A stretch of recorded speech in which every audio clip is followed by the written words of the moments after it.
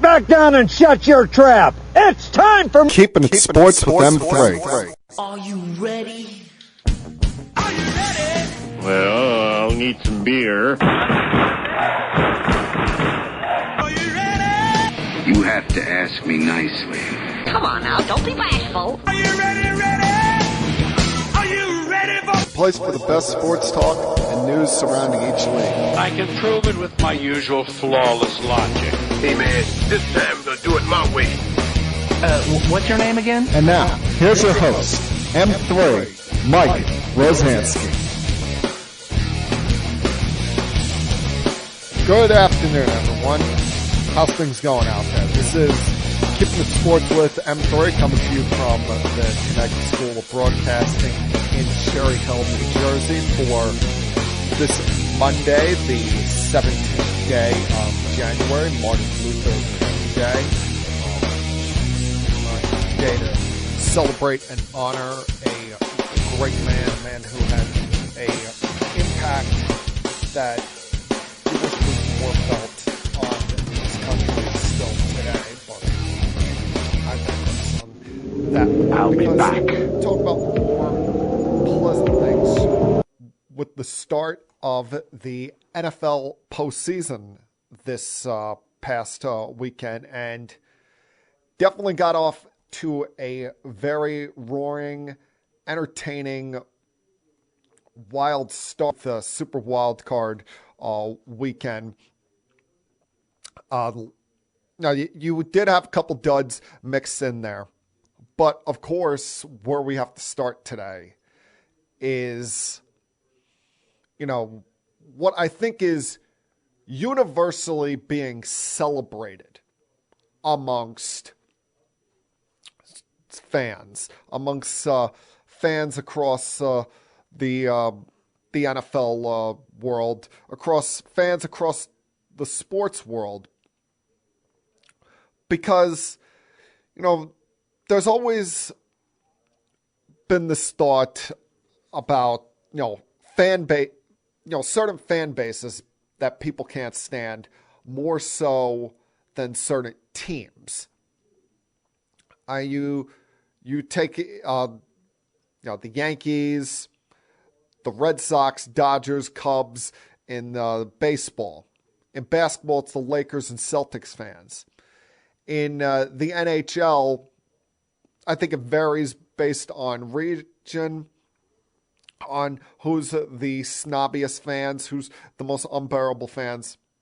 But I think we can all agree when it comes to the entire sports world as a whole, there is nothing worse than Dallas Cowboy fans. And I say this as someone who has a couple of friends that are Dallas Cowboy fans, and hell, may either be listening to this or watching this right now as we speak.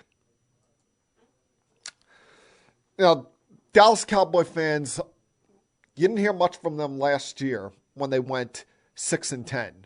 But this year, they were very boisterous. We got Dak back. Oh, we've got the defensive rookie of the year in Micah Parsons. Look at all of these weapons. Even with losing Michael Gallup, we turn to this kid, Wilson, and he's doing the job as our third receiver. Our defense is been beasts at getting turnovers, giving our offense a short field. Well, all of that came to a crashing thud yesterday afternoon. In Jerry's world, in that $10 billion playpen that he's built when they fell to the San Francisco 49ers. And, I must admit, I was one of those that was duped by this Dallas Cowboy team. I thought that this was a different Dallas Cowboys, even with my mistrust for their head coach. Thought that, it was a new time, a new place for them, and that they were going to finally, stand up, win a home playoff game, and be a legitimate threat excuse me, damn, my voice just squeaked there, a legitimate threat to reach the NFC Championship game and be a pain in the ass to the Packers and the Bucs along the way. Well, now we are at 11 straight playoff appearances without reaching the NFC Championship game. 11. Since 1996, you realize that the last time they won a Super Bowl, teams like the Vikings, the Panthers, and the Atlanta Falcons have all been to the conference championship on 4 separate occasions apiece. And the Cowboys have not even gotten one crack at an NFC championship, haven't even sniffed it. And, you can blame some of it on Jerry Jones, the fact that it seems like at times he cares more about the attention they get than actually putting a quality football product on the field. But this one has got to go on, you give some blame to Mike McCarthy, when you have a team that commits 14 penalties in a game, clearly a sign of lack of discipline. But this one's on the players, with some of the stupidity we saw yesterday. And the Cowboys, they can't keep thinking that they've got this lucky horseshoe up their rear ends that they can pull out and continuously come back from double-digit deficits. It's one thing to do it against, a non-playoff team, but when you're doing it against a team like the 49ers who attacks your weaknesses, which is running right up the middle and being able to run with multiple running backs, including one in Deebo Samuel, who's still technically listed as a wide receiver and has made one of the great in-season conversions we've ever seen a position player make in the NFL. And you look at it, everything went wrong for the Dallas Cowboys for the first 3 quarters yesterday. Now, unable to contain Deebo Samuel right from the beginning. They got nothing from Zeke. He's a shell of himself. And now I know he's trying to make the excuse after the game that he's been playing with a torn PCL all season long. I mean, why aren't we hearing this during the regular season? All of a sudden, you have your worst moment of the year that ends your season, and now you're injured? Kind of convenient. CeeDee Lamb didn't touch the football until the 4th quarter, and when he did prior to that, it kept getting called back for a penalty. And even though the 49ers settled for some field goals early on, they were the more ready team yesterday. Kyle Shanahan had his team all geared, ready to go. And like I said last week, they stick to their game plan. They don't try and diverge away from it and try to be something they're not. Now, every once in a while, Kyle Shanahan will try to boost Jimmy Garoppolo's confidence, make him feel like he's actually part of the team and start having him chuck the football around the yard. But for the most part, it was about their ground game. It was about them dominating the line of scrimmage. I mean, before Nick Bosa went out with an injury, he was giving the business to La'el Collins. That defensive front, they were pushing around the Cowboys' offensive line, and we're not letting the likes of DeMarcus on the opposite side. We're not letting the likes of DeMarcus Lawrence or Micah Parsons have a big impact on this game. I mean, the biggest impact that DeMarcus Lawrence had, for the most part, was continuously getting called for pre-snap penalties. between him, Randy Gregory, and holding penalty late in this game. And the Cowboys were completely undisciplined.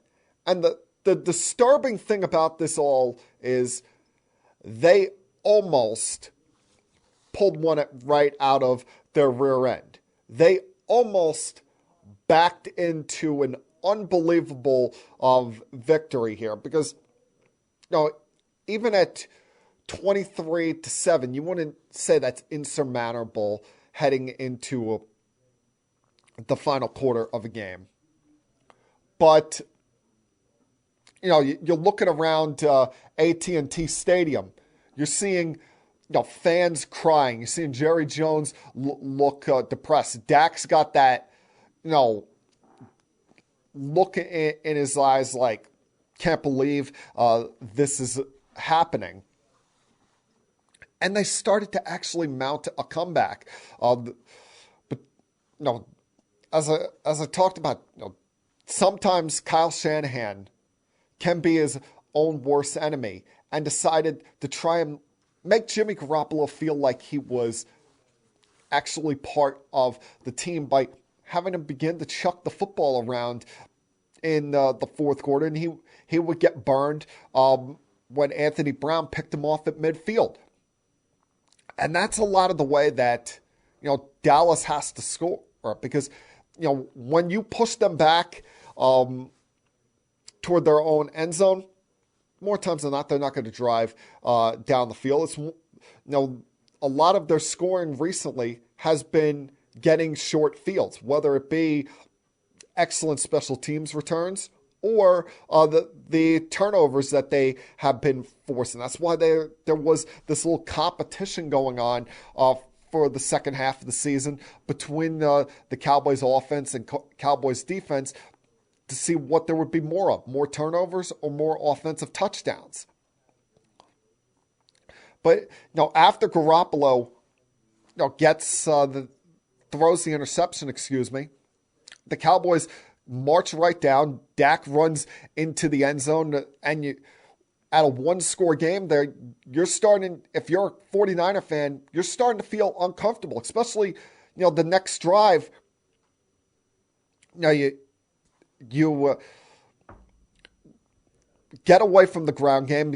George Kittle, who had been a non-factor throughout this game, looks like he fumbled the football, but it turned out to be the best incompletion of the season for the 49ers because the ball bounced off the ground before it got into his fingertips. Initially, they thought it was a catch and a fumble to Dallas, but you saw the ball clearly bounce, allowing the Niners to continue on. But as the game was going on, they're losing players on that defense. First, they lose Bosa. Then they lose one of their team leaders in Frank Warner. And you didn't get the same, spice, the same sizzle that you were getting out of that 49ers defense that you had been getting earlier in the game. But, Dallas kept being their own worst enemy. After the Kittle drop, it's 3rd and 12. You look like you're going to get the Niners off the field. Gallimore commits a hands to the face penalty. Even though the Niners didn't score on that drive, continued to take some time off the clock, got it under 3 minutes.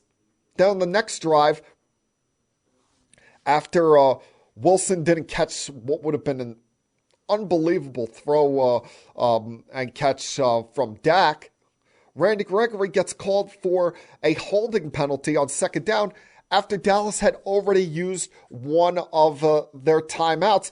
And it wasn't even like he was part of that play. Curse had made the stop on Samuel. There was no gain there. It was going to be 3rd and 9. And Gregory's pulling his man to the ground. Now, the one thing that almost, besides Garoppolo's interception, almost worked against the Niners was the review on the 3rd and 10 with about a minute and 5 seconds to go in this game. Initially, they had ruled on the field that it was a first down. Dallas out of timeouts. It was just going to be a couple of knees taken by the 49ers. I was very surprised that they overturned it because I didn't think that there was enough evidence to switch it. If they had said on the field that he was short, I don't think there was enough evidence to say it was a first down. I think looking at that, it seemed to me that the course of action to take there was to just stick with the call on the field, but it gave Dallas one more final chance, and they started to drive the ball down the field because the 49ers went into complete prevent mode and are allowing them the sidelines. And Dak's just hitting these out patterns toward the sidelines, taking chunks of 10 to 15 yards on each play. I'm like, San Francisco, come on, bring some guys up here and put some actual pressure on them. And that they would get the biggest break in the world combined with the biggest bonehead moment of the Cowboys season, when on the final play, I still to this moment, I know Mike McCarthy's come out, tried to back Dak in this play, show his quarterback support. I still personally believe that Dak called his own number on this play and took off, because I can't for the life of me believe that Kellen Moore or Mike McCarthy called on what turned out to be the final play of Dallas' season a QB draw and has Dak run up the gut. Now, it gained yardage, but the problem is he went too far because it continued to take time off the clock. You got the back ref coming, sprinting up, and he's got to place the ball. The center doesn't just get to decide where you're placing the football, because him and Dak were running in at the same time. They collided, did not allow Dallas to have one last chance. And now another season ending in disappointment for the Dallas Cowboys and their fan base. And, quite frankly, I have no sympathy, because they can get lost. Now I don't have to deal with thinking about the nightmare scenario for the Super Bowl, which would have been for me a team from the AFC East going up against the Dallas Cowboys and the most obnoxious fan base in all of professional sports. All right, a lot left to get to throughout this podcast. Give you some thoughts on the rest of Super Wild Card Weekend. A couple more NFL coaching vacancies were made this past week.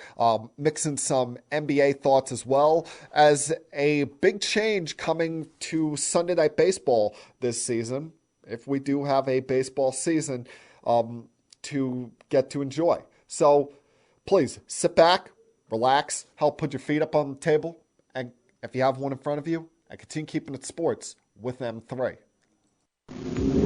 I'll be back.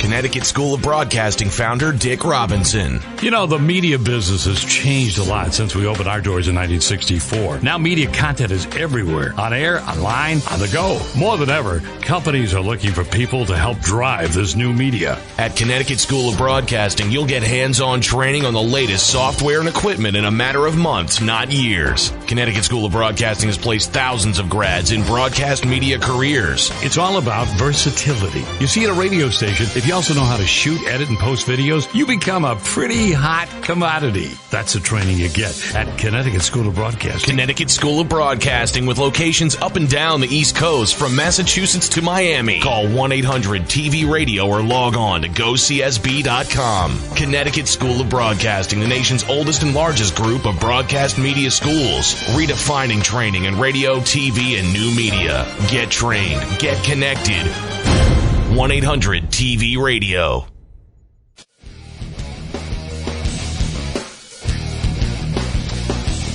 Welcome back to Keeping the Sports with M3 for this Monday afternoon. You all had a very happy, healthy, enjoyable weekend, especially if you were a football fan, because this change to the way that the NFL playoffs are, it's a smorgasbord.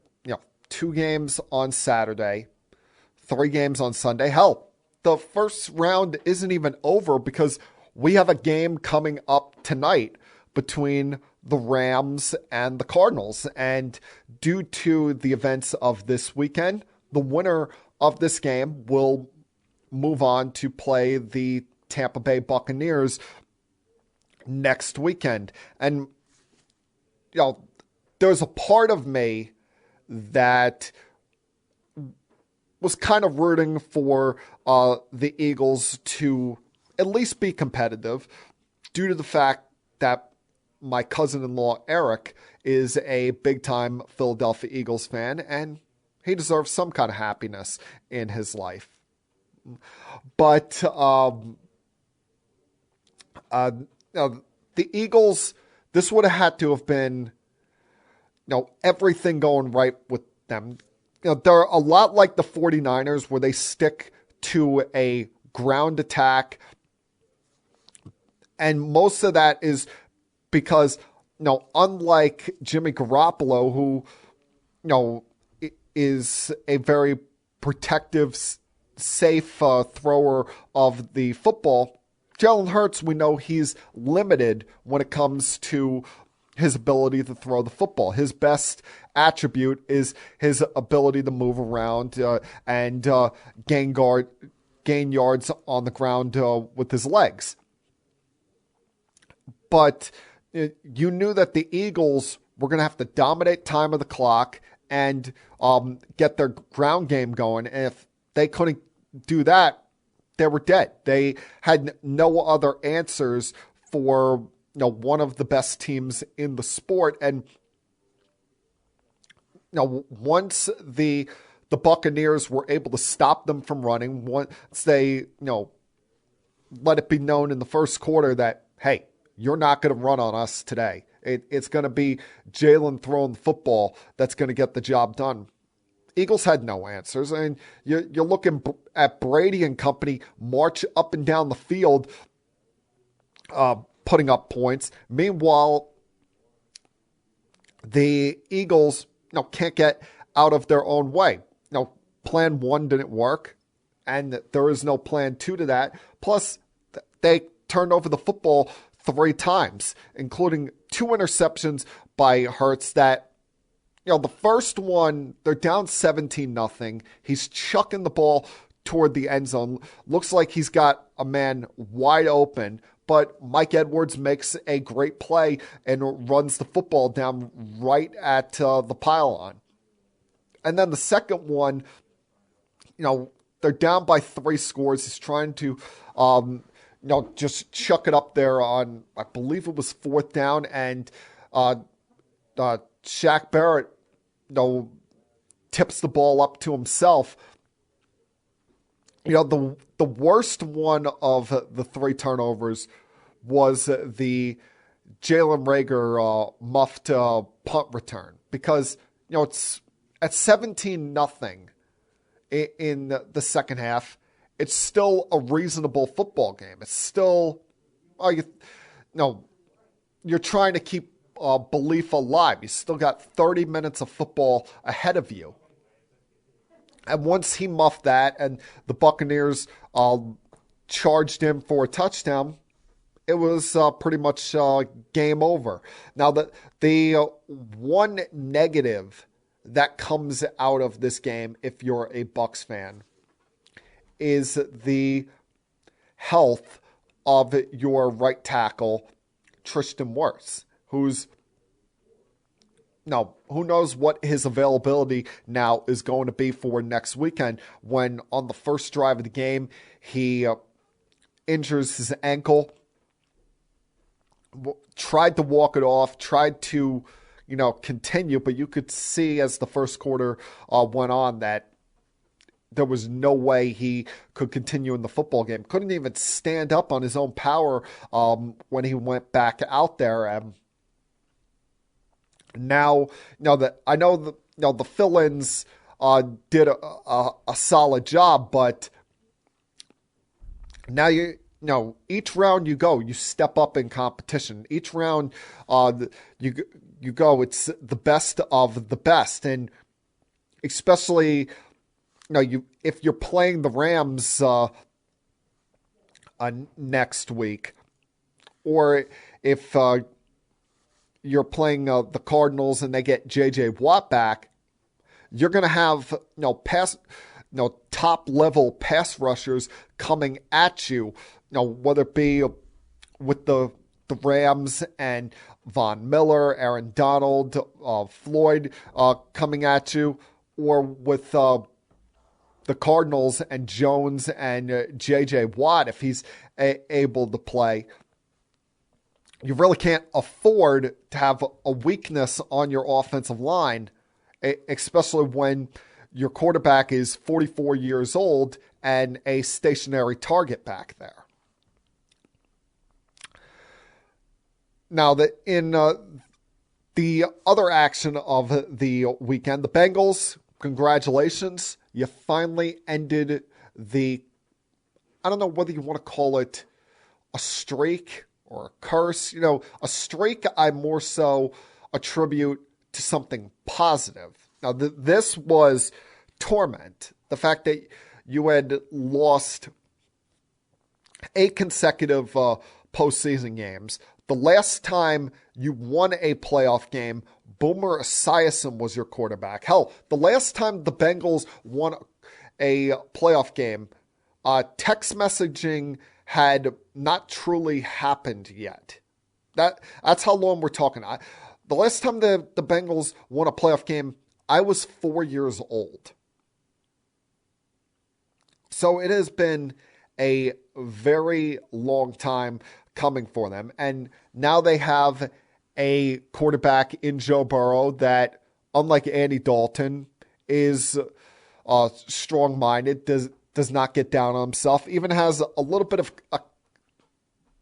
an air to him, a little bit of a cocky side to him that, as we go on, may rub some people the wrong way. But when you're a franchise that is downtrodden like that for so long, you need someone to come in with that kind of mindset that, hey, I don't care what happened in the past. I'm here now. We're going to do big things kind of thing. And he's already living it up with a star-like life there, being the hometown kid.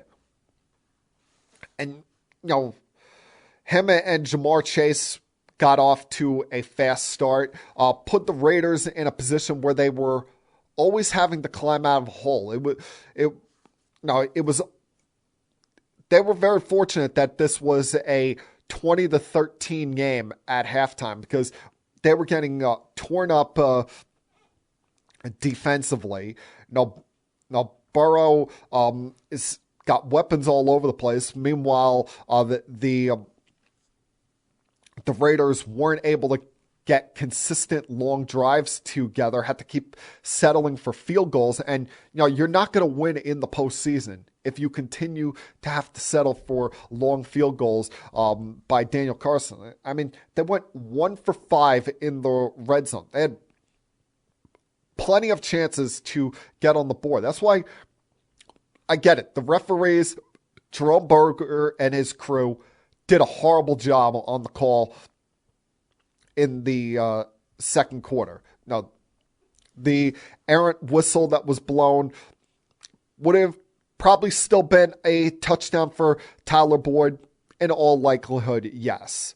Did the whistle getting blown as the ball was, 4 or 5 feet away from him, did that cause the defender to stop and look around and leave Boyd as a wide open target?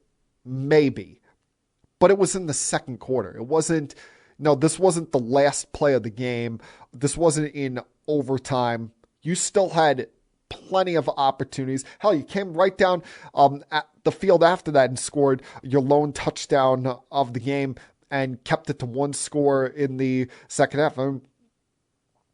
Carr, he battled his ass off and put them in position to win this game, but threw a crucial pick on the final play that sealed their fate. And so ends what was the 9 Lives of a Cat 2021-2022 season for the Las Vegas Raiders, a team that so many of us, so many times were willing to just write off, say, oh, they're done, it's over.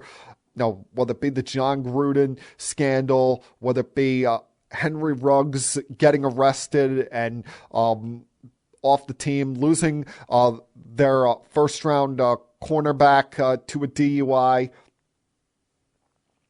This team overcame a lot this year, and Rich Bisaccia did a very good job of, keeping everyone in check, keeping everyone in a positive mindset, and hopefully for his sake, he does get a real, legitimate crack at being the permanent head coach of the Las Vegas Raiders. Now, in the nightcap, it was kind of, the get the alcohol ready game for me, as I got to sit there and watch 2 division rivals play in a postseason game in the Bills and the Patriots. And if there was still anyone out there that had any doubts about Josh Allen and his ability to perform in the big spot, I think you've lost that one. Now, I'll admit, early in his career, I called him a left-handed Tim Tebow. But the last 2 years, he's exploded and turned himself into a superstar-level quarterback. And Saturday night was just, an ass-kicking that anyone that hates the New England Patriots has long waited to see, because it was very much a one-sided affair. I mean, to go down and score touchdowns on all 7 offensive drives of the game. And listen, I know in the records it says that they had 8 offensive drives plays. We're not going to count the kneel downs at the end of the game. Allen, was just, it was scary good how some of these throws he's making, especially that first touchdown pass to Dawson Knox, where he's running toward the boundary, looking to just, and admitted this after the game, he's looking to just throw the football away, and it manages to stay within a catchable range for Dawson Knox to jump up and tiptoe the back end of the end zone for the first score of the game. Between that, the fact that the Bills have the last several weeks been able to get their ground game going with not just Josh Allen running around, but the combination of Devin Singletary out of the backfield, mixing in a little bit of this young guy Isaiah McKenzie. Now the Bills are a dual threat team offensively. Now that they have many ways to beat you. We knew they were had a scary good aerial attack, but now if they're going to beat you on the ground, they're going to be damn near impossible to beat, especially with the way that defense played, giving Mac Jones and company all he could handle throughout the night. And it was not really a great way for Mac Jones to end what was a very solid rookie season. I mean, the tone was set on the Patriots' first drive of the game, because they marched right down the field after the Bills scored. Looked like they were going to match them or at least get a field goal out of it. And Mac Jones throws an interception in the end zone that the Patriots never really were able to recover from. Hell, you look at the Patriots, it felt like, I know the weather conditions were awful. It was 8 degrees at game time, felt in the negatives, and the wind was just making things worse. But it looked like the Patriots were running through quicksand. Whereas you got the Bills, on the other side, who look like they're playing the game in the middle of Florida. The Patriots look like they were playing the game in Siberia, between, their defense looking very old and slow, and outside of Kendrick Bourne, no one showing any burst offensively. It was just a miserable night for Bill Belichick, Mac Jones, and company. A night that, for the Bills and Bills Mafia, I don't think you could even replicate it on Madden, the video game. And for the Patriot haters, non-Patriot fans out there, something we've been waiting for a long damn time. And last night, it was a matter of time until this happened, but last night would turn out to be the last night of Ben Roethlisberger's career, as the Steelers fell to the Chiefs at Arrowhead. And, early on that, you were fooled into thinking maybe there was a shot here.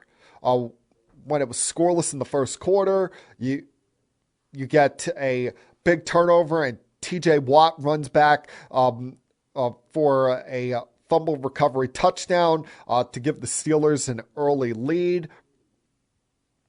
But, offensively, they never got anything going. You knew in order for the Steelers to win this game, they were not only going to have a great game out of Najee Harris and dominate the time of the clock, but they were going to have to just flat out shut down the Kansas City Chiefs. They were going to have to do the impossible and win like a 21-17 type game against the Chiefs. And please, the Chiefs are more than capable of scoring 17 in every quarter that they take seriously. But the game changed with just a few minutes to go in the first half, when the Chiefs marched down 90 yards in 38 seconds, including a 48-yard touchdown by Travis Kelce that put them up by 2 scores heading into halftime. That you figured this is going to get even uglier as it goes on, because the Chiefs had the ball start the second half, and they're doing crazy things like underhanded throws right up the gut to running backs. Mahomes is throwing to offensive linemen for big boy touchdowns. Hell, they even let Travis Kelce line up back there for a wildcat-like touchdown pass, and had Mahomes break a record that I didn't even know was kept track of. The fastest game time to throwing 5 touchdowns in a game. Threw 5 touchdowns in what was a mere 11 and a half minutes of game time. And they went 6 consecutive drives with scoring a touchdown, and the Steelers just had no answers. And so ended the Hall of Fame career of Ben Roethlisberger. That, listen, there are the negatives you have to talk about. The sexual assault or sexual harassment allegations against him from over a decade ago, that he served a 6-game suspension for, I believe, in 2009. Now, he wasn't great in the first Super Bowl that he won with the Steelers. It was more about the ground game and defense in that one against Seattle, and horrible officiating. But the guy had an unbelievable career. 2-time Super Bowl champion, a 6-time Pro Bowler, finished with the third most fourth quarter comeback victories behind only Peyton Manning and Tom Brady. Fifth most wins as a starting quarterback. He's going to go to the Hall of Fame in about 5 years. And I know it's heartbreaking for Steeler fans. I haven't heard from my sister on how her boyfriend Ryan is dealing with this. But no, I heard this saying once and it rings true, especially if you have a great franchise quarterback. Don't be sad that it's over. Be happy that it happened, because there are a lot of teams out there that wish they could have a quarterback give them the kind of career that Ben Roethlisberger did. All right, going to take another break here, come back on the other side and turn my attention to the NBA. Continue keeping it sports with M3. I'll be back.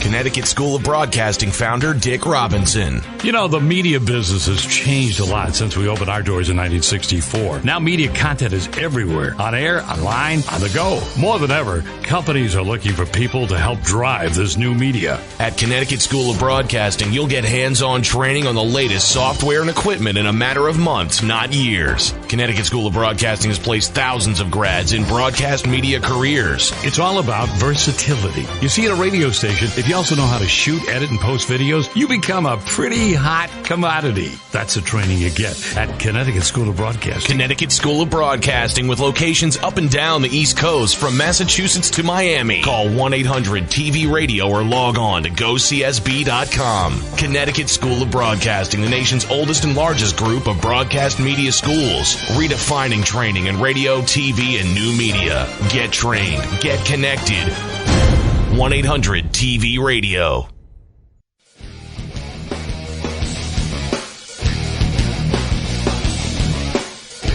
Now, there was a winning streak in the NBA that came to an end the other day. And that the run that they're on is a quiet run by any means, because they're currently sitting at fourth place in the Western Conference. But the Memphis Grizzlies just ended a 11-game winning streak with their loss to the Mavs on Friday. That early on you thought maybe it was going to be a 12-game winning streak, but playing 8 games in a 12-day span finally caught up to them.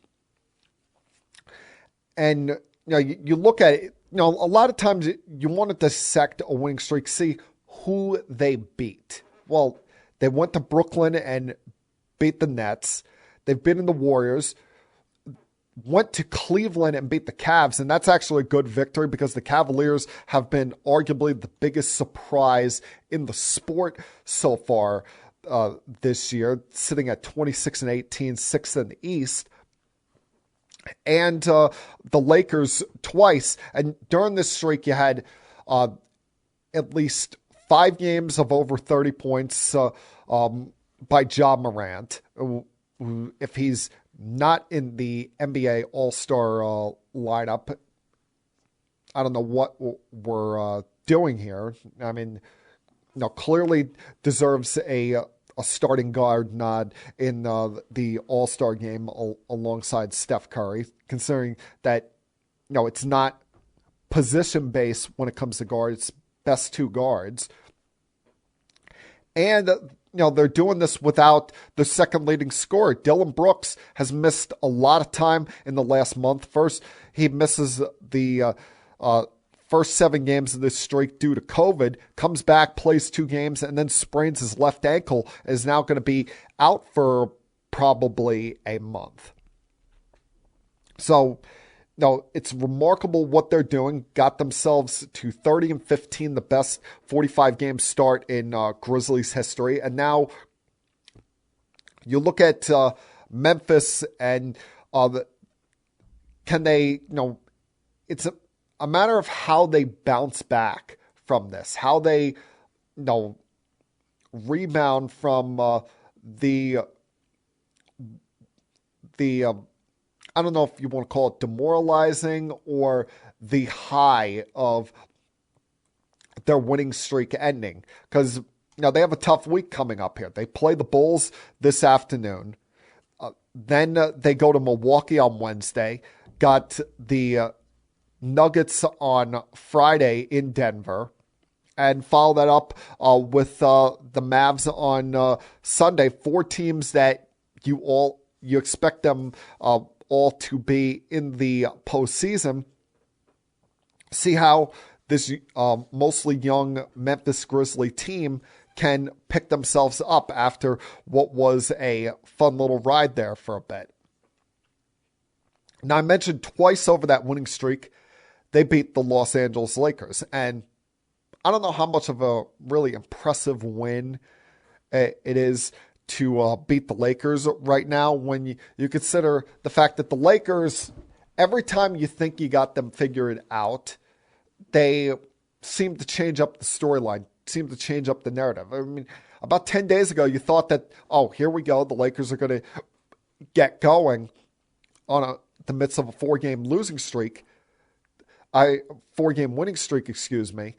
And then they've gone out and lost 3 in a row, including losing last Wednesday night in Sacramento to the Kings, and then not even showing up on Saturday in Denver against the Nuggets. And it was a wall-to-wall beatdown, especially with them getting run out of the gym in the fourth quarter. And this Laker team, the big concern with the 2 big concerns with them coming into the year were the age and how Russell Westbrook was going to mix in with this team. And so far, both of those have been on the negative side of things. You have not gotten, outside of LeBron, he's going to do his thing. You've not gotten real consistent performance out of anybody. Westbrook does not fit when he does not have the ball in his hands. He's essentially a non-factor. They've been without AD for a little bit now due to injury. That was another concern you had with this team. And believe it or not, as far as the rotation is concerned, he's the youngest player on that group, and he's the one you have the biggest injury concern with. And now it's gotten so bad. You've got Magic coming out with comments on Twitter the other night. He writes, quote, "After being blown out by the Nuggets, we as Laker fans can accept being outplayed, but we deserve more than a lack of effort and no sense of urgency. Owner Jeannie Buss, you deserve better." Hell, LeBron's even coming out with apologies now, saying, "Laker Nation, I apologize. I promise we'll be better." No, it's funny. No, I'm not a LeBron James hater.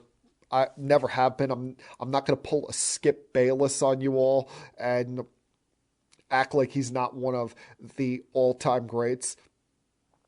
But it's funny how LeBron now has to backtrack the comments that he made just this past summer. Remember, he was all gung-ho saying, "Oh, keep doubting us, keep bringing up our age. I want that same energy brought in the middle of this season." Well, we're still waiting for your teammates to show that same energy. That energy that had you calling them or saying that they reminded you of Tom Brady's 2020 Tampa Bay Bucs. Tom Brady's 2020 Tampa Bay Bucs, all they needed was a quarterback, and they were a Super Bowl contender because they had star players there. But those star players were all in their prime. Most of the guys that you've brought in here, LeBron, are all in the back half of their career, with the exception of AD. So what you were ripping us all for being highly critical of has come back to backfire on you big time.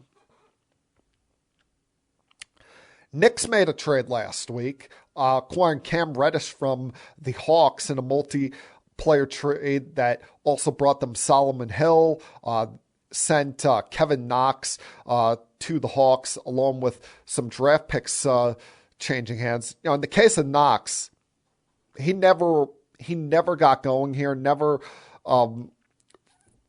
was able to establish himself, had kind of got his way into the doghouse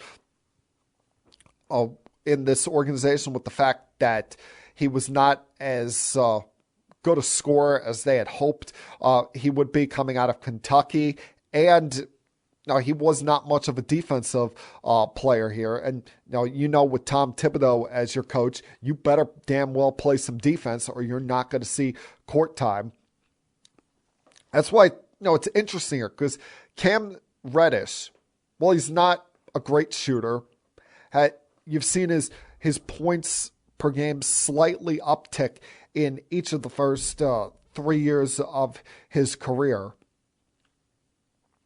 Is not a defensive-minded player. It's at times can be a liability. Now, is it capable of improving? Sure. He's still within the first 3 years of his career. He's only, 22 years old? Hell, he was teammates with R.J. Barrett at Duke, and they came out together in the same draft class. Now, it's going to be a little bit before we see him play because he's out with an ankle injury, but I'm very intrigued to see how he fits in the mix of this team and whether, Tom Thibodeau is, going to keep him in the doghouse like he did Knox for his defensive limitations, even if he can be another scorer off the bench for this team. And the Knicks, they've gotten themselves to a spot where they're back in the play-in scenario. They're 10th in the East after winning 3 in a row. Let's see how they do this afternoon against the Hornets. Now, Saturday night, as I'm watching Bills-Patriots, it was a very much nail-biting, cringeworthy, panic night for yours truly because, as I've said many times before, I am a Brooklyn Nets fan. And the Nets were dealt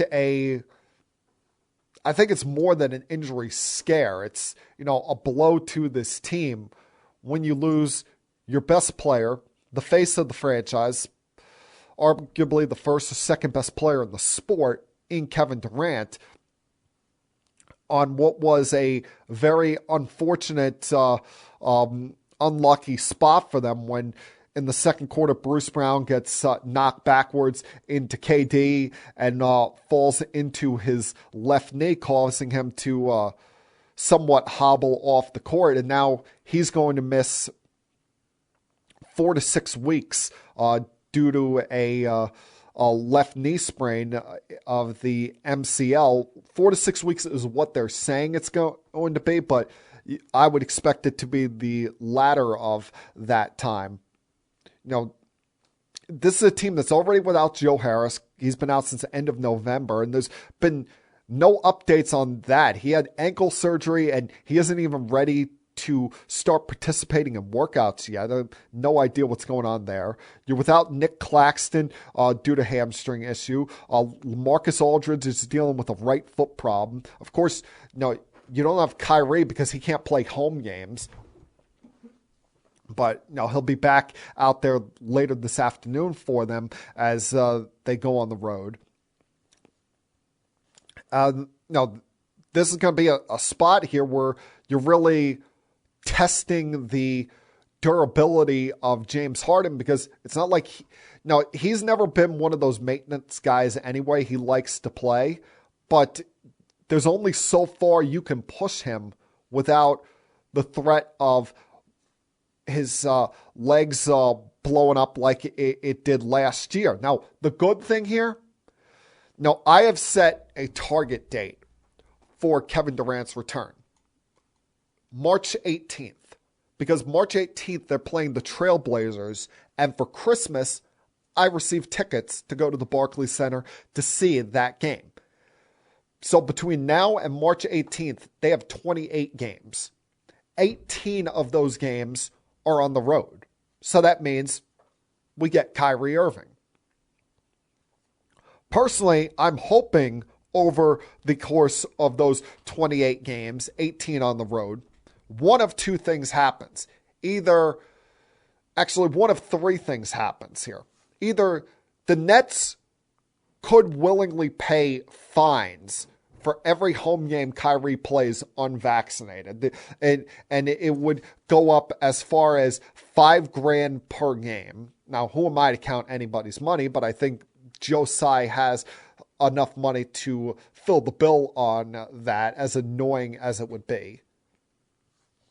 2, New York City Mayor Eric Adams, eases the restrictions as far as unvaccinated players, because as much as I would like to see everybody get vaccinated, the thing that's never made sense to me is how Kyrie can't play games in Brooklyn because he's unvaccinated, but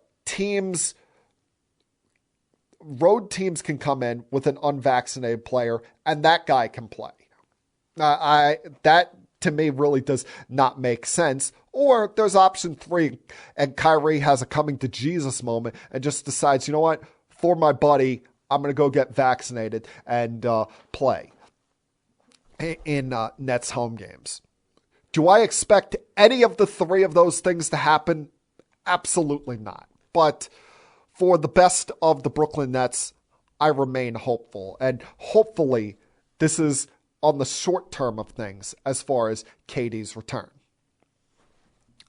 Going to take one last break, come back, close things up for Keeping It Sports with M3. I'll be back.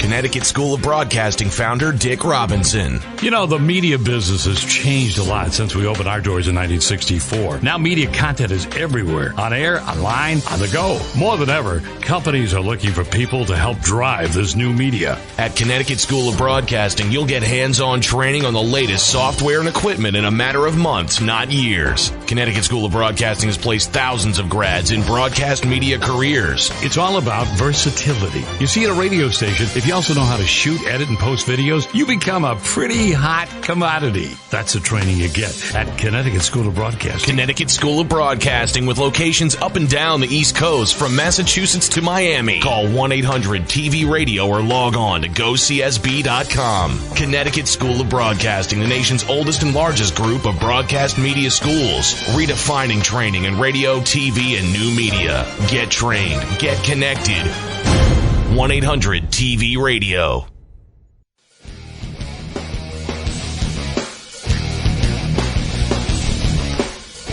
Okay, only a couple more minutes left here, but a few more things to discuss for this week on Keeping It Sports with M3. An interesting change is coming to Sunday Night Baseball. A change that I've long speculated that you're going to the media business has changed a lot since we opened our doors in 1964. Now media content is everywhere. On air, online, on the go. More than ever, companies are looking for people to help drive this new media. At Connecticut School of Broadcasting, you'll get hands-on training on the latest software and equipment in a matter of months, not years. Connecticut School of Broadcasting has placed thousands of grads in broadcast media careers. It's all about versatility. You see, at a radio station, if you also know how to shoot, edit, and post videos, you become a pretty hot commodity. That's a training you get at Connecticut School of Broadcasting. Connecticut School of Broadcasting, with locations up and down the East Coast from Massachusetts to Miami. Call 1-800-TV-RADIO or log on to GoCSB.com. Connecticut School of Broadcasting, the nation's oldest and largest group of broadcast media schools, redefining training in radio, TV, and new media. Get trained. Get connected.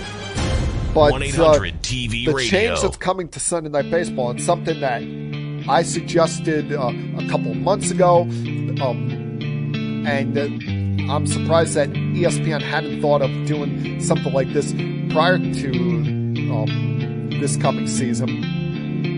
And that's, there will be a alternative broadcast on ESPN2 for Sunday Night Baseball, much like the Manning broadcast with Peyton and Eli Manning during Monday Night Football this past year. Now you're going to have an alternative broadcast that will pair up Alex Rodriguez Good night, everybody. and the longtime play-by-play announcer on the television side for the New York Yankees, Michael Kay. Thank you for all the fun. Thank you. I'm not sure if this is the official name of it, but some people have been referring to it as K-Rod. I'm sure Francisco Rodriguez right now is checking with his lawyers to see if he has any legal ties to that name. I'll be back. It's going to air on ESPN2. We'll integrate things such as fantasy baseball, analytics, and have special guests on, much like the Mannings were doing during their broadcast. They'll talk about the game, but also have conversation going on. And it won't be every week. It's going to be, but right now they're saying it's about 10 to 12 Sunday night games. I think some of that is going to be due to the availability of Michael Kay, because he's not going to give up any of his Yankee schedule. He's going to still be anywhere from 95 to 110 games he does every single season. So you're not going to have him going from doing a Yankees road game to doing Sunday Night Baseball. He's going to do one or the other on a given Sunday, but he's not going to give up just working on Sundays. So it's not going to be each and every week, as I'm saying, but will be enough that it exists. And for baseball, they did something like this on the MLB Network last year that I thought was kind of cool. CC Sabathia would sit back with a bunch of old buddies of his, guys that played the sport, such as Jason Kendall, Harold Reynolds of the MLB Network was part of this. As well as, it was always rotating, but, they'd do a game on Tuesday nights in a studio somewhere, just kind of sit around, talk about the game, shoot the breeze on things going on in the sport right now, and adds a little something. Football did not need to do this, but baseball, with the fact that it's fallen to third in popularity, doing something a little different, doing something a little unique, can get the fans invested, get them interested in that. And I know it's been brought up that A-Rod has been kind of stiff calling the games when he was still doing it with Matt Fast version for Sunday Night Baseball. Would be a little too technical at times, wouldn't let loose, wouldn't show some personality. But I do think this, you'll get to see, a funner side of the A-Rod.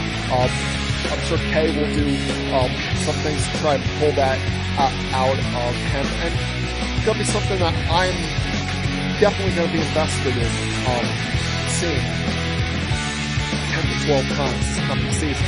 Hopefully we have a season. I mean, last Thursday there was a presentation by MLB to the Players Union when it came to the financial side of things, and kind of a lukewarm reaction from the Players Union, but hey, at least they are not putting out press releases talking crap about each other each and every single day. So hopefully something gets done before the start of spring training.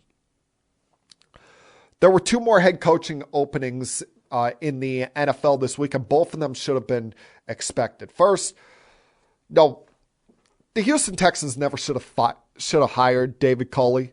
Now, we all knew that from the beginning. It's like, what are you doing? This guy is not to be ageism, but he's 66 years old, had never even been a coordinator, and you're naming him your head coach. They essentially brought him in to be the babysitter for a year that they knew was going to be disastrous without Deshaun Watson, with star players such as J.J. Watt leaving there, and due to the fact that, they were going to be at best the third best team in their division. So they decided, you know what, let's hang this bad year on someone we could just throw away after this year, and to make it up to him, we'll give him a contract where he's going to be making $22 million after getting fired. So it's not like, David Culley's going to be in a soup kitchen anywhere sometime soon. He's still got a good chunk of change coming his way. But what's interesting here is that they, by many people out there, have been looked at now as the favorites to hire former Miami Dolphins head coach Brian Flores. And Brian Flores has, whether it's publicly or through his people, is letting it be known he would like to pair up with Deshaun Watson. Whether it's, that was one of the things, as we're coming to find out, that led to him getting the axe in Miami. He was pushing hard for them to trade for Deshaun Watson, and the owner, Stephen Ross, amongst many other people in that hierarchy there, don't want any part of Deshaun Watson, especially with what he's going through right now. And there's been rumblings about them possibly wanting to come to the Giants together. Maybe there can be some kind of mending of fences where Flores gets his wish, goes to Houston, and next year, after whatever length of suspension he's going to serve, Deshaun Watson is his quarterback. Now, the thing is, there's going to really need to be some mending of fences, because as far as I know, the guy that Deshaun really can't stand and that rubs everybody in the building the wrong way, Jack Easterby, is still there. So something has got to be worked out there. But it does sound like right now the favorite in the clubhouse to be the next Texans head coach is Brian Flores, who, like I told you last week, he'd be out of a job for only a few weeks. He's going to get one of these head coaching openings.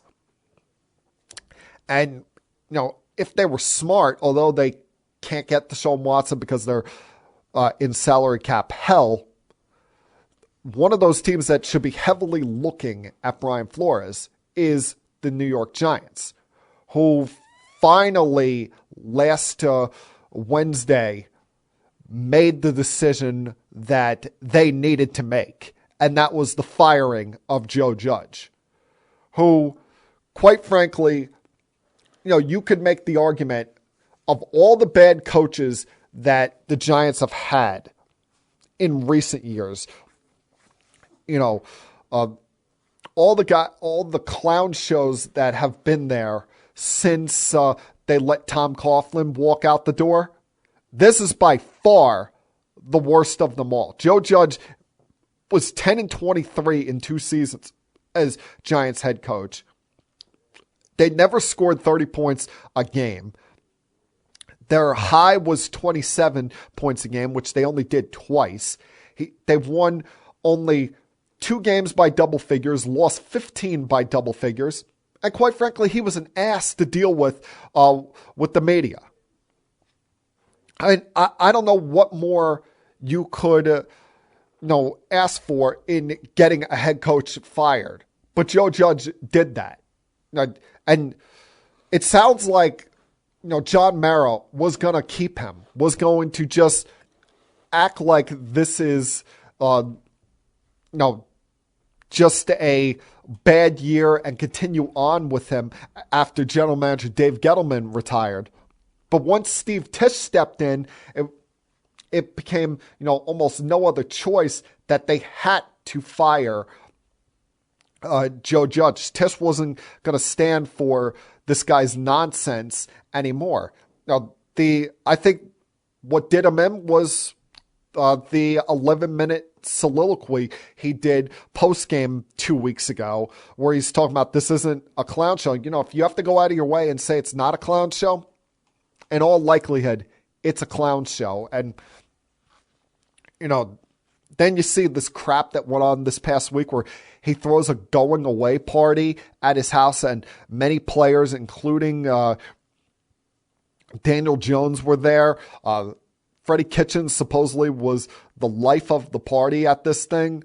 No, I guess, you know, Joe Judge now can try and go crawling back to Bill Belichick, but no, if he's ever going to be a head coach again, he's got to get his head out of his rear end. See, the biggest problem that these guys all face coming out of New England, you know, with the exception of Brian Flores, because I don't think he went on any like real, you know, hard ass tirades in post-game media press conferences.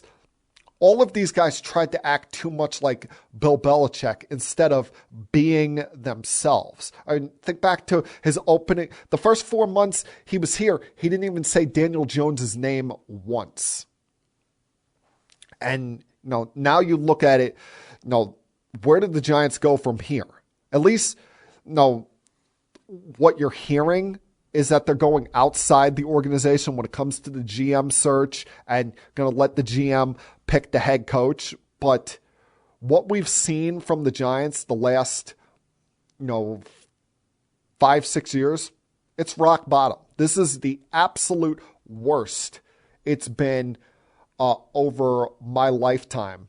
That's why if you're a Giant fan, you got to hope you hit home runs on all of these draft picks you have coming up in this draft. You can't get out of your mind this idea of, oh, let's trade for Russell Wilson or trade for Deshaun Watson. No, you're in salary cap hell. Whether you like it or not, you're going to deal with one more year of Daniel Jones as your starting quarterback.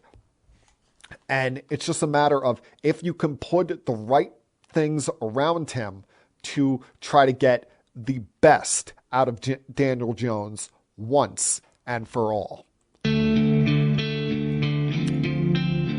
And that, my friends, was Keeping It Sports with M3 for Monday, January 17th, 2022. Please, everyone, have a great night.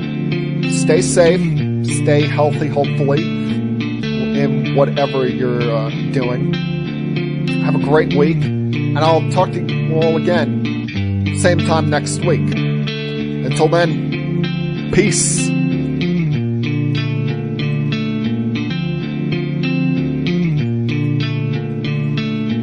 We have to go. Good night, everybody. I have had enough of you. Thank you for all the fun. Thank you. Hey, shut up, will ya?